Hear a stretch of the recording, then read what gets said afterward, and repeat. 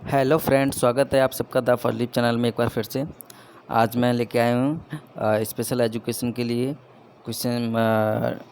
Topic है आज का हमारा इंट्रोडक्शन टू डिसेबिलिटी।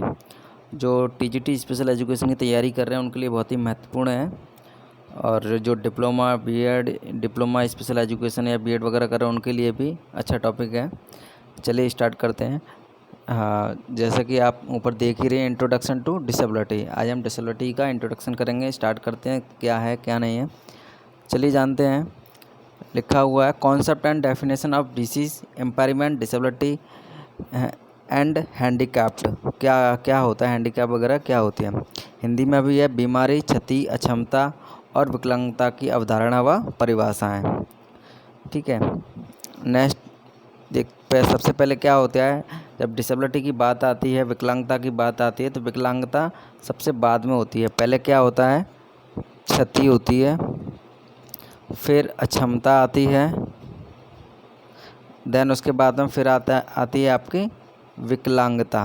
ओके, इस तरीके से चलता है, क्षति, अक्षमता, फिर विकलांगता। ओके, तो हम सबसे पहले किसके बारे में बात करेंगे, क्षति के बारे में। क्षति क्या चीज़ होती है, कोई भी असामान्यता जो शारीरिक व मानसिक स्तर की होती है क्षति कहलाती है। क्षति में प्राणी की क्षमता को प्रभावित किए बिना उसकी संरचना एवं कार्यप्रणाली प्रभावित होती है। कहने का मतलब है, क्षति क्या है, क्षति वो चीज़ है कि जिससे मतलब किसी व्यक्ति में, शरीर में या दिमाग में या ब्रेन में, ये मतलब शरीर के किसी भी अंग में जरा सी भी प्रॉब्लम होती है, तो उससे क्या होता है, प्राणी जो है, व्यक्ति, उसको काम करने की क्षमता में उसको प्रॉब्लम नहीं आती, लेकिन कुछ संरचना, ढांचा उसकी जो उसमें उसकी प्रभावित यानी कि हो जाता है वो एक तरीके से, यानी मतलब एक को उसको प्रॉब्लम हो जाती है। ठीक है, फॉर एग्जांपल, उदाहरण के लिए है, व्यक्ति का रेटिना क्षतिग्रस्त है तो वह दृष्टि अक्षम हो जाता है। इस प्रकार मस्तिष्क धीमे धीमे कार्य को बौद्धिक क्षति कहा जा सकता है।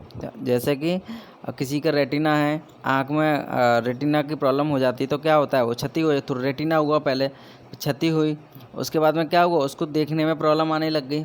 ठीक है, और इसी तरीके से दिमाग में भी अगर बौद्धिक क्षमता की कुछ प्रॉब्लम हो जाती हैं, है ना, कोई बीमारी है, फीवर के कारण से या किसी कारण से, तो पहले क्या होता है, क्षति होती है, देन उसके बाद में अक्षमता आती है, अक्षमता के बाद में फिर विकलांगता आती है। या तो क्षति क्या होती है, जरा सी भी चोट लगती है, किसी के पैर में चोट लग जाना, है ना, और या जरा सा चलते चलते रास्ते में गिर गया तो वो चोट लग गई पैर में, तो वो क्या हुआ, क्षति हुई। या किसी की आँख में जैसे रेटिना आ गया तो वो क्षति है।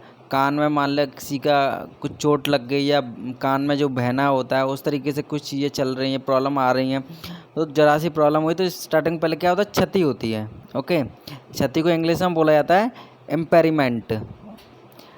उसके बाद में आती फिर अक्षमता। अक्षमता क्या होती है वो जानते हैं। अक्षमता क्षति के परिणाम स्वरूप सामान्य व्यक्ति की तरह क्रियाकलापों को करने में परेशानी आती है को ही अक्षमता कहते हैं। है जी, या अक्षमता कहते हैं। अक्षमता काम को करने में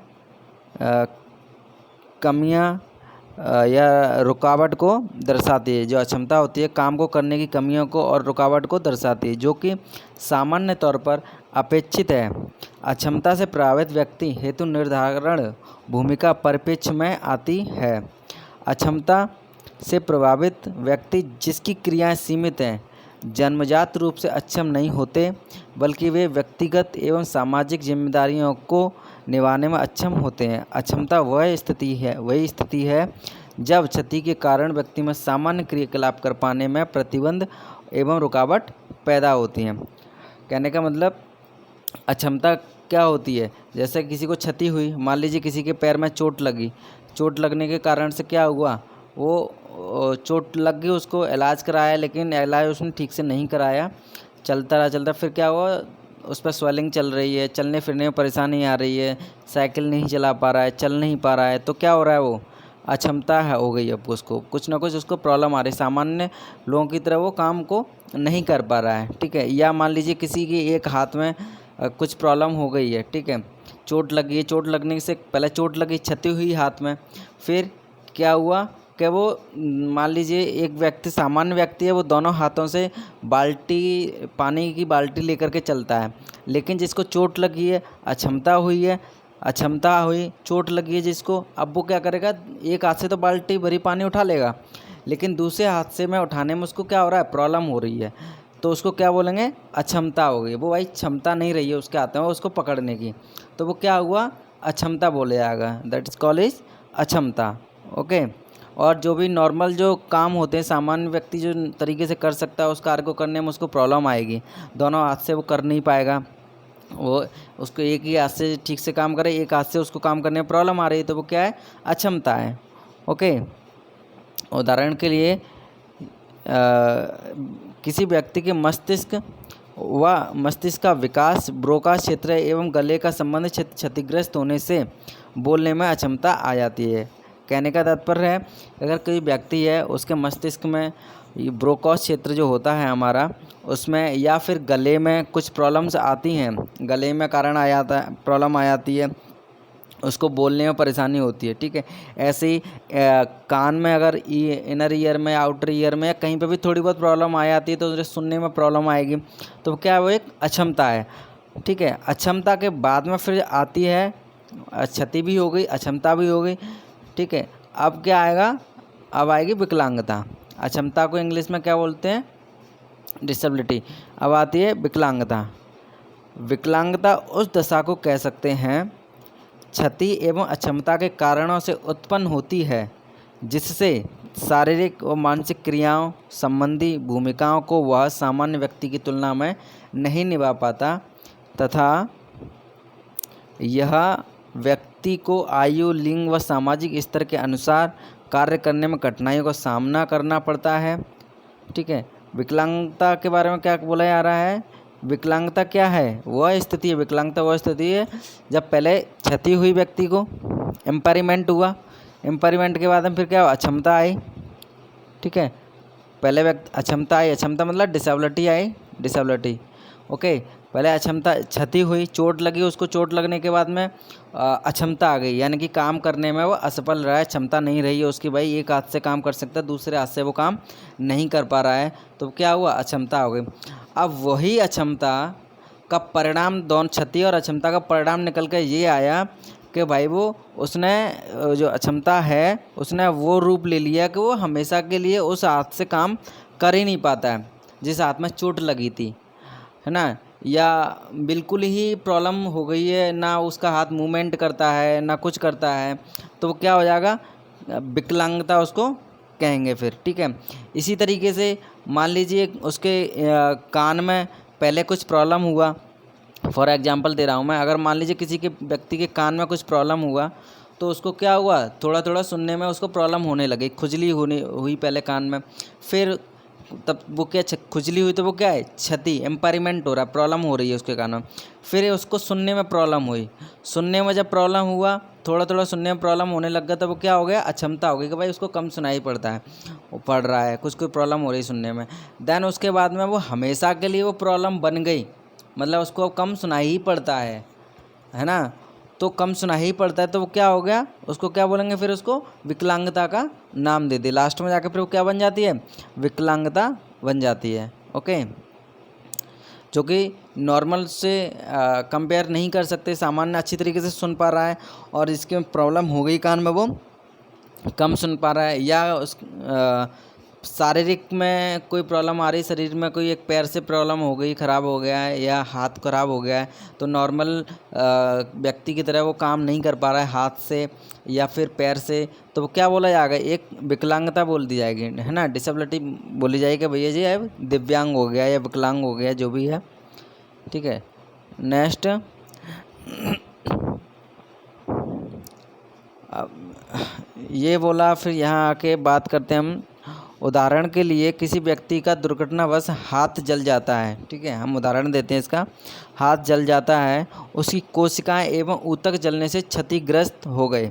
क्या मैंने बताया ना, अगर हाथ में कोई चोट लग गई या कोई, तो क्या हुआ, हाथ जला उसका, व्यक्ति का जलने से क्या हुआ, उसकी कोशिकाएं ऊतक जलने से क्षतिग्रस्त हो गए, यानी कि एम्पायरमेंट हो गई, उनमें प्रॉब्लम्स आ गई, हाथ में हो गए, जलने के कारण वह अपना कार्य नहीं कर पा रहा है, वो एक हाथ से काम नहीं कर पा रहा है लेकिन एक हाथ से वो काम कर पा रहा है, ठीक है, यह स्थिति अक्षमता कहलाती है। अगर एक हाथ से काम कर पा रहा है व्यक्ति और दूसरे हाथ से नहीं कर पा रहा है तो वो क्या कहलाई जाएगी? अक्षमता कहलाएगी। क्या? डिसेबिलिटी। ओके।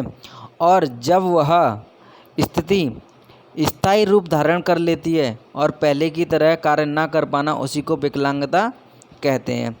भैया पहले अक्षमता हुई, अब वो प्रॉब्लम तो चल रही थी कि भाई ठीक से काम कर नहीं पा रहा है एक हाथ से, लेकिन उसने क्या किया, वो स्थायी रूप बन गया उसके हाथ का। हमेशा के लिए वो ऐसा ही हो गया, उस हाथ से वो काम कर ही नहीं पा रहा है, वजन उठा ही नहीं पाता है वो, या पैर में चोट लगी तो उस पैर पे वजन ले ही नहीं पाता है, ना वो उससे चल पाता है ठीक से, ना साइकिल चला पा रहा है, ना बाइक चला पा रहा है ठीक से, उस पैर के कारण से या हाथ के कारण से। तो क्या हो गया, उसमें एक प्रॉब्लम हो गई, तो क्या बोल नाम दे दिया उसको, फिर विकलांगता आ गई वो फिर।